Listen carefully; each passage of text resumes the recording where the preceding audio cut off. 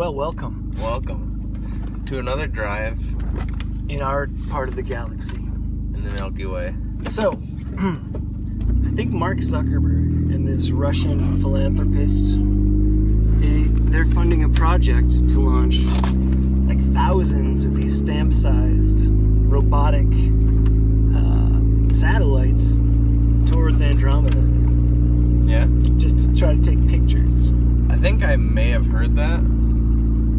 I also heard that, I don't know if Mark Zuckerberg has anything to do with this, but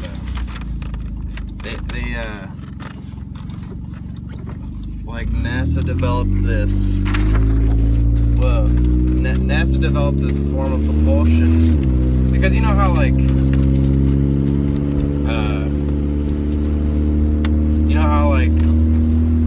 going to Mars would require like an obscene amount of fuel, and the weight of the fuel, you wouldn't be able to bring enough. Yeah, it's just kind of crazy stupid, you know, with like the weight of the fuel and how much you'd need and all that junk. Anyways, it's a one-way trip. Yeah, so like NASA, I guess, developed this thing.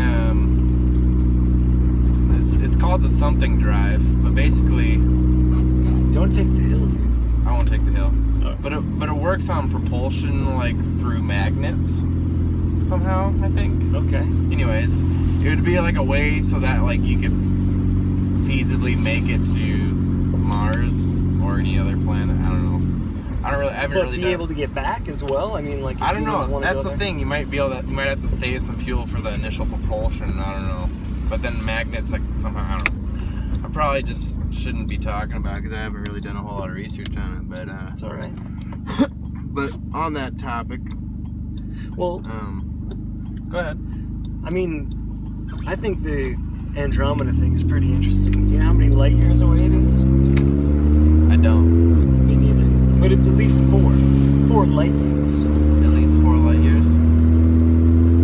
Those things aren't going to be traveling at light year pace. Right. Yeah. Slower pace, dude, by quite like a bit. 20 to 30 years, they might have a photo or something. No, probably even more, dude. Probably like 1,000. I don't know. Let's get out the calculator. Maybe I should, since you're not. Yeah. I think, I don't know, sometimes when I'm meditating, I think I talked briefly about this in a previous video, but you know how like we're in Sioux Falls and then we're in Minnehaha County, and then we're in South Dakota, and then the U.S., and then North America, right, and then planet Earth. Anyways, I think about that a little bit, and then I also sometimes think about how like the universe, there's like it just goes on forever, and if there's a boundary, like what's on the other side of that boundary? You know, it's just like it's got to go on forever, and so I'm thinking that there is other life somewhere out there, because like we're in the Milky Way, and like how far out we've gotten with the telescope? I don't. Pretty far. I think we've got some photos of like in that deep field photograph, you know, that one where they just pointed it at one section of the sky for however long, just let light come into it. I think they say that one of those galaxies on there is close to the beginning, like close to where they would assume the Big Bang. Oh, really? Happened. Well, but you know, like, even like the farthest that we've gotten with the telescope, that's just not even a bad metaphor would be the tip of the iceberg, because that iceberg just goes on forever, you know? You feel me? The Big Bang, I don't think necessarily means that all matter everywhere was compressed, but just maybe enough matter that's in our spot. Because, you know, like the bubble theory, where we're just this one little tiny bubble in this big bathtub full of universes. Right. And black holes, who knows, can they go to these other spots or not? But even still, like there's infiniteness in that. Right. But even still, I think there's, like, what's the chance of one of those satellites beaming back pictures of life, you know? I think there's just as much of a chance as there is not a chance. Well, I'm not. You know what I mean? I'm saying there's just as much of a chance that there is extraterrestrial life, dude. There's without a doubt. But our chance of actually sending a satellite in the perfect direction to capture a planet that has life, that chance is pretty slim. Because if the possibilities out there are infinite, so are the amount of planets that don't have life.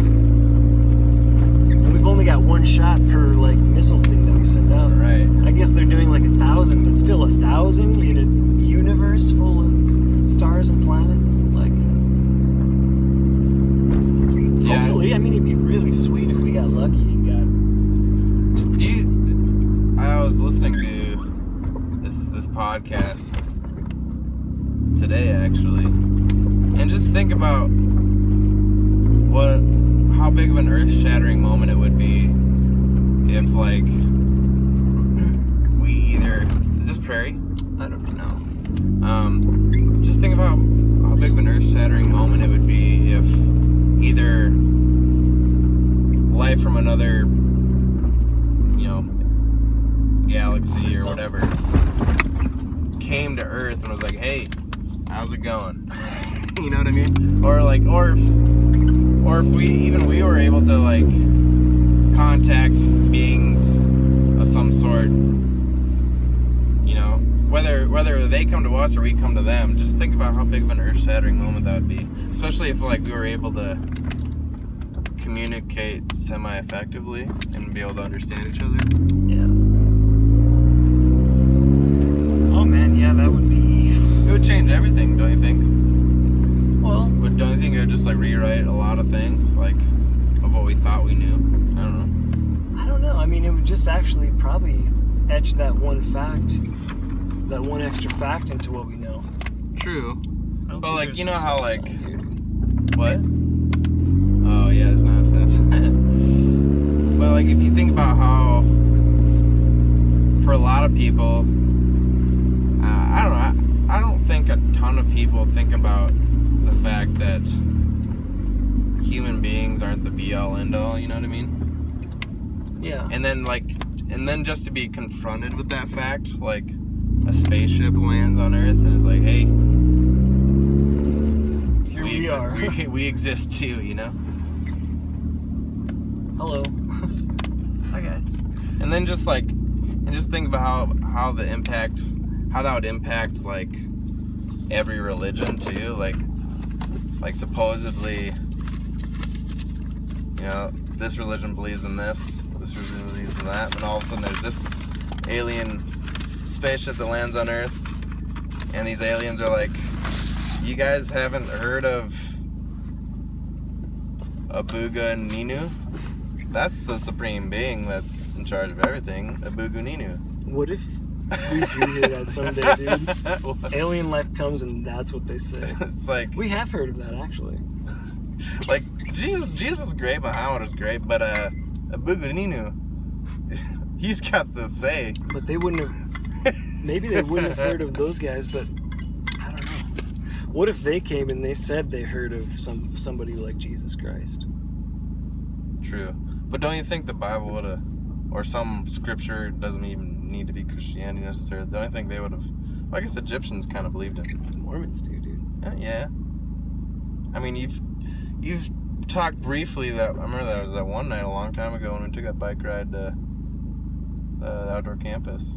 Yeah? We had a pretty big heart-to-heart. Do you remember that? I remember that. But it's just and if, what is the Book of Mormon exactly saying on, to describe other life? No. Forms? No. So what's the extent? It's kind of the extent that... We're not the only thing? Well, definitely. But it's not in the Book of Mormon either. It's in the Doctrine and Covenants and Pearl of Great Price, these other scriptures that are associated with Mormonism. Okay.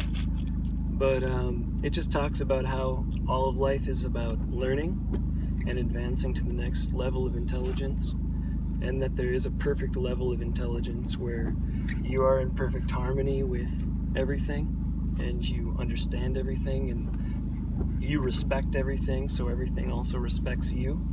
And so there's that level of teacher and leadership that is called God, like the highest level.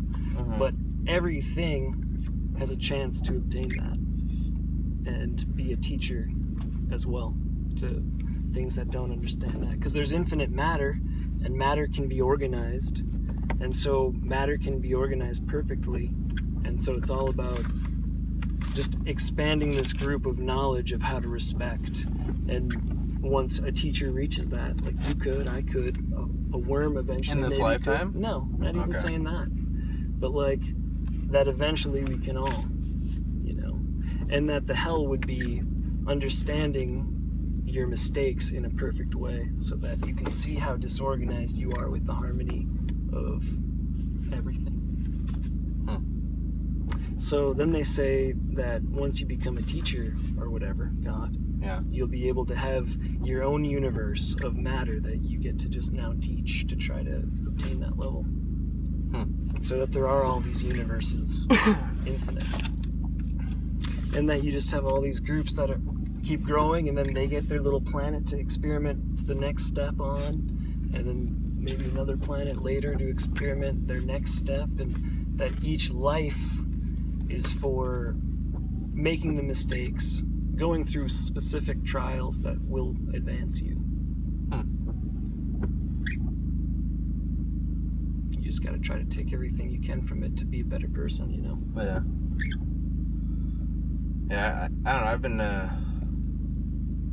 really thinking a lot about just like, well, meditation has helped a lot too, just like, because there's a lot of chaos and just generally evil stuff in the world, but it's just, and kind of like, you know how like, I think it's either, Buddhism is just like nirvana or whatever is just the end of suffering, and just obviously I'll never, you know, all of human life is, we know it, you know, it's got peaks and valleys, the whole thing, you know. And so, but I think the secret to getting the most out of it is just kind of having some serenity despite what's going on around you. Obviously do what you can to try to make the world a better place, but just kind of have some serenity as far as like, I mean, I can't call Obama up and be like, hey, you should stop the drone program because 1 out of 100 people that you kill are the people you want to kill. and the 99 else are people that, you know, we're kicking a soccer ball. You know? And it's just like, but I can't, I mean, obviously a mass collective can change a lot, and even what is that quote? Like the only thing that's ever changed the world is this small group of like-minded people or something. I mean, it has, you can build movements and grassroots efforts, but I'm kind of getting on a tangent, but I think the most out, you know, how to enjoy life, or at least, you know, get the most out of it is just to try to, you know, there might be chaos going on around you, but you don't necessarily have to let that rule your life. Yeah, that's good. It's a good life philosophy as well. You gotta try to do that more and more, dude. Yeah. Well, that was deep. Yeah, that's good. You want to sign us off with a harmonica jig?